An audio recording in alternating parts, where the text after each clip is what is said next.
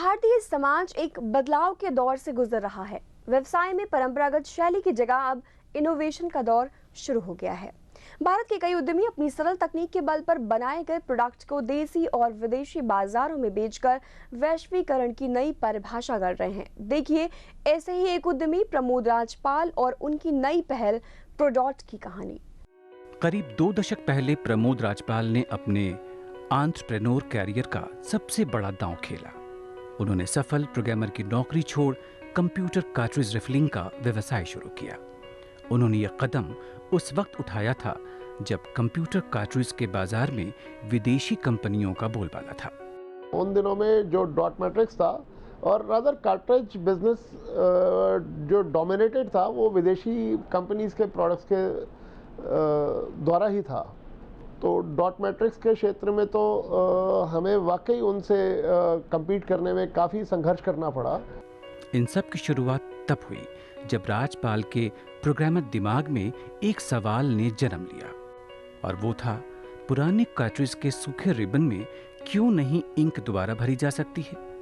इस क्यों ने भारत के प्रिंटर उपयोगकर्ताओं को लगभग नहीं के बराबर की कीमत पर बेकार हो चुकी कार्ट्रिज को दोबारा इस्तेमाल करने का विकल्प दिया।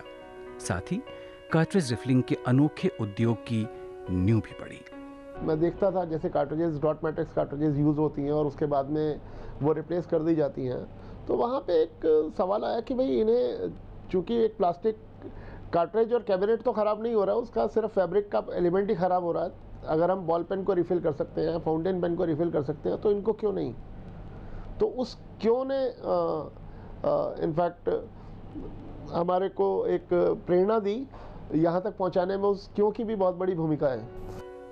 सफलता खुद व खुद आपके पास नहीं आती, आपको उस तक पहुंचने की जरूरत होती है। और इसी चाहत ने प्रमोद को 10,000 की जमा पूंजी से कार्ट्रिज रिसाइकलिंग एवं रीमैन्युफैक्चरिंग व्यवसाय की शुरुआत के लिए उत्प्रेरित किया। सन 1980 में शुरू हुआ यह संघर्ष और कामयाबी का सफर प्रोडॉट के जन्म के बाद निरंतर आगे बढ़ता रहा। जब उन कार्ट्रिजेस को हम रिफिल और रीइंक करने में सक्षम हो गए थे, तो फिर हमने इस नौकरी वाले हिस्से को छोड़ के इसी को अपने व्यवसाय का हिस्सा बना दिया था। शायद 10,000 रुपये से भी कम, और वो भी सेल्फ जनरेटेड इनकम से ही थे। मतलब आज 5,000 अलग अलग प्रिंटर के कार्ट्रिज उत्पादन और 1,000 प्रोडक्ट के साथ प्रोडॉट का सालाना कारोबार 60 करोड़ रुपए तक पहुंच चुका है। कंपनी को उम्मीद है कि वाजिब दाम पर बेहतर प्रोडक्ट के बल पर साल 2012 तक वो 100 करोड़ रुपए का कारोबार हासिल कर लेगी। कामयाबी के सफर में प्रोडॉट को अमेरिकी पत्रिका रिचार्जर द्वारा वर्ष 2010 और 2011 के लिए बेस्ट ब्रांड विजिबिलिटी अवार्ड से नवाजा गया है। अभी कुछ दिन पहले एक एग्जीबिशन हुई थी जो कि NSIC ग्राउंड में हुई थी,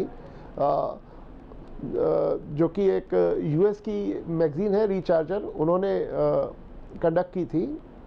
और इसमें करीब 70 से ज़्यादा कंपनीज़ ने पार्टिसिपेट किया था, जिसमें कि कुछ देसी थी और कुछ विदेशी थी। और उन्होंने यहाँ पे एक सर्वे कंडक्ट किया जिसमें कि स्वतः प्रोडॉट को एक अवार्ड से सम्मानित किया गया, best brand visibility award. And it really makes me feel proud. Bharat में इस तरह के कई नए इनोवेशन युवा कर रहे हैं। जरूरत है प्रस्फुटन का माहौल बनाने की और सामने लाने की। बाकी बात बाजार पर छोड़ दीजिए। ब्यूरो रिपोर्ट, शुभ समाचार।